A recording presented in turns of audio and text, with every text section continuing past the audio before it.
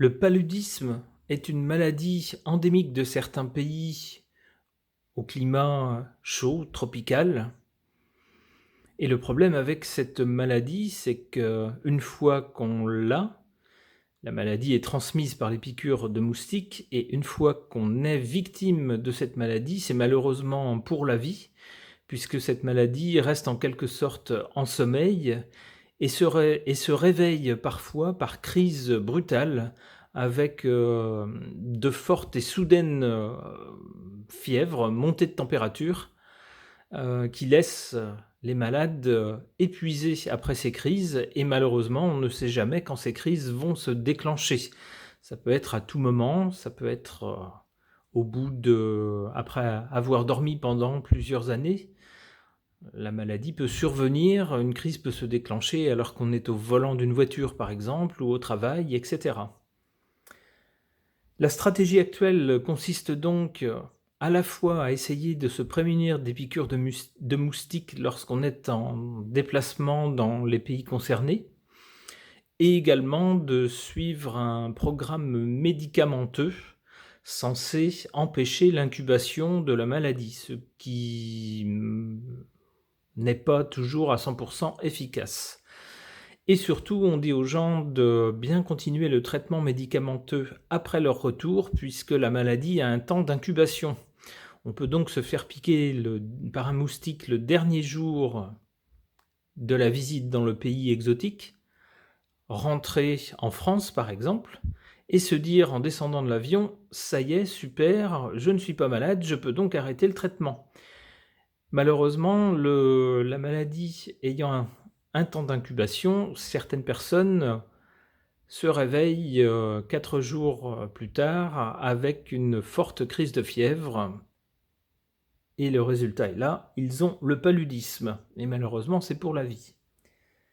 Alors, pourquoi je vous parle du paludisme? Parce que ces derniers jours, dans les actualités, on nous parle de laboratoires au Royaume-Uni qui auraient mis au point un remède dont on n'a pas trop le droit de dire le mot sur les réseaux sociaux ces temps-ci. Je ne sais pas si la censure est levée, mais qui consiste en une seringue permettant de faire une piquette pour pouvoir injecter quelque chose. Donc vous voyez à quoi je fais allusion.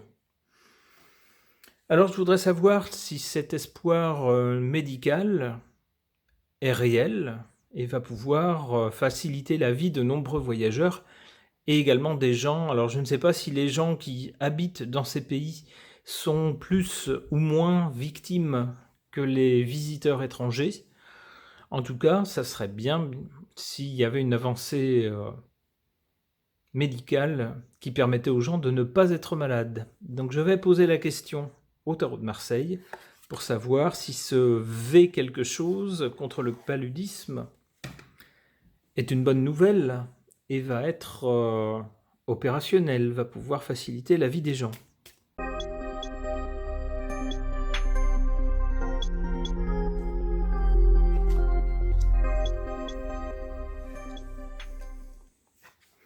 Alors là, on voit bien la méchante bestiole cachée. Et ici, on va dire, alors ici on a des animaux, mais ça pourrait être des personnages qui sont au grand jour, hein, et qui ne se doutent pas qu'ici quelque chose les attend ou les guette.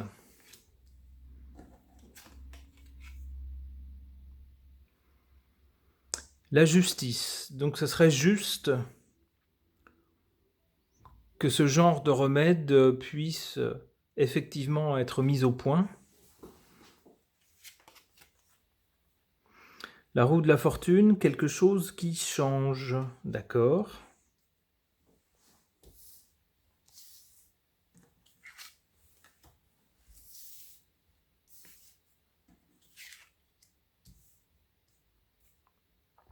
Alors jusqu'à présent, cette roue de la fortune, ça me fait penser que jusqu'à présent, on n'a pas vraiment de moyen de lutter contre cette maladie, contre le paludisme, à part essayer de s'en prémunir.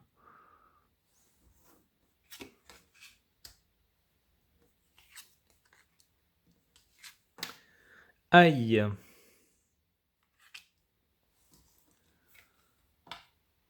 En carte positive, on a le pendu. Quelqu'un qui n'agit pas et qui attend, qui est forcé d'attendre. Donc là, ce qu'on nous dit, on nous dit que pour notre bien, il vaut mieux attendre. Et en défaveur de cette piquette, on a la catastrophe. Ça peut laisser penser que ce remède annoncé soit n'aura pas l'effet prévu, soit aura au contraire des effets, des conséquences qui n'étaient pas prévues, pas attendues, et pas de bonnes conséquences. D'accord ? Donc sur la roue de la fortune, qui semblait dire quand même que la situation allait changer, je vais tirer quand même une carte. Le mat. Le mat, c'est quelqu'un qui fait n'importe quoi. Ouais, bah c'est pas très favorable, hein, quand même.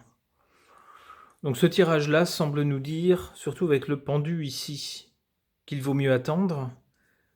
Là, que le remède annoncé risque d'avoir des conséquences malheureuses. Donc la réponse est non, avec ce tirage-là.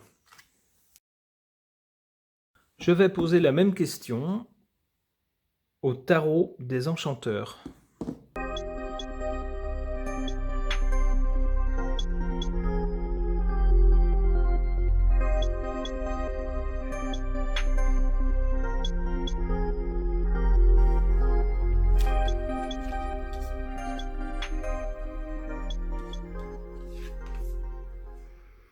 Alors ici, on a un être humain qui se bat contre des bestioles, mais à l'aveugle. On voit en plus une lune, ce qui laisse penser que le combat se fait de nuit, se fait de façon cachée. Alors peut-être que ça figure le combat du corps humain contre ce qui cause la maladie.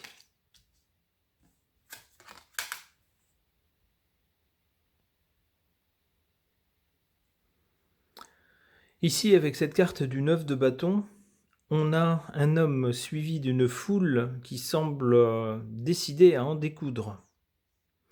Ça pourrait représenter l'armée de chercheurs qui, dans leur laboratoire, tentent de trouver un remède au paludisme.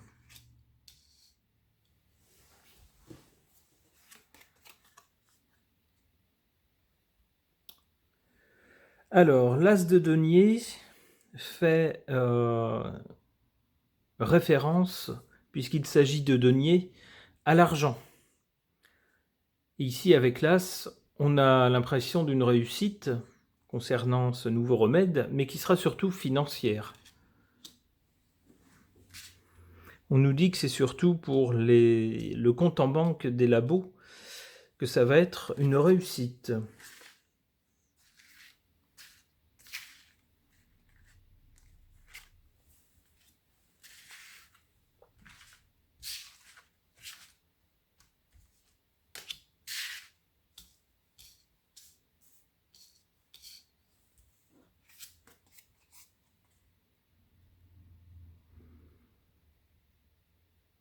En faveur de cette découverte annoncée, le jugement. Donc effectivement, il va falloir attendre un peu pour pouvoir évaluer l'efficacité ou non de cette découverte, de cette trouvaille, et puis surtout peser les risques et les effets délétères de cette trouvaille par rapport aux bénéfices. Et seulement à ce moment-là, on pourra émettre un jugement. D'accord.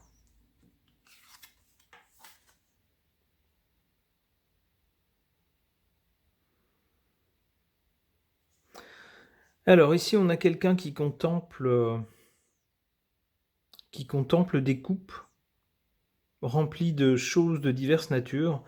Alors, il s'agit des coupes, donc il pourrait s'agir de l'émotion, de quelque chose d'émotionnel, mais là, la façon dont je vois la carte, avec ce qui est représenté sur la carte, on a plutôt l'impression d'une espèce de magicien. Alors un magicien des temps modernes, ça pourrait être un chercheur qui teste, diverses combinaisons pour essayer de trouver le remède. Et ici, c'est en position négative, donc on a l'impression que c'est pas gagné.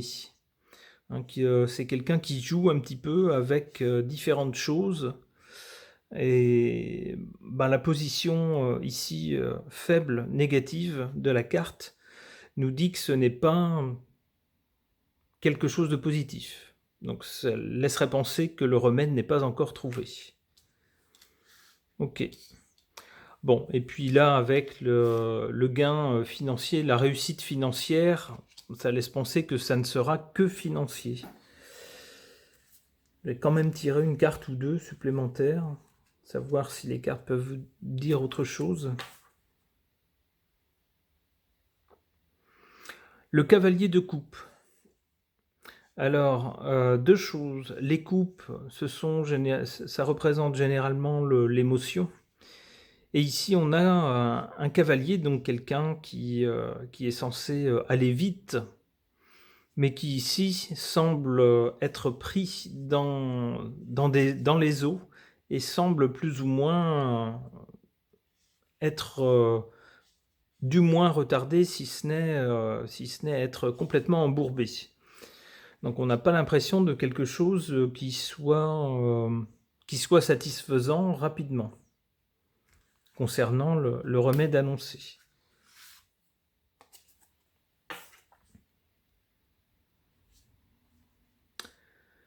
Et là, on a le 6 de coupe, avec sur cette carte une femme. Alors, on a l'impression que c'est une mère qui donne une coupe à un enfant.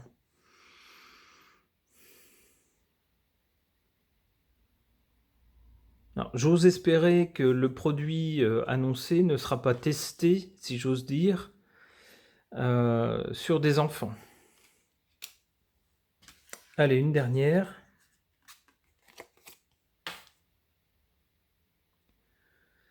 Le 4 d'épée. Alors là, c'est une carte qui n'est pas bonne du tout, hein, puisqu'on voit une femme allongée avec 4 épées qui sont pointées sur elle. On dirait presque une femme sur un lit de mort, avec les 4 épées prêtes à la transpercer si ce n'est pas déjà fait. Bon, eh bien ça, ce n'est pas de bon augure. Ok.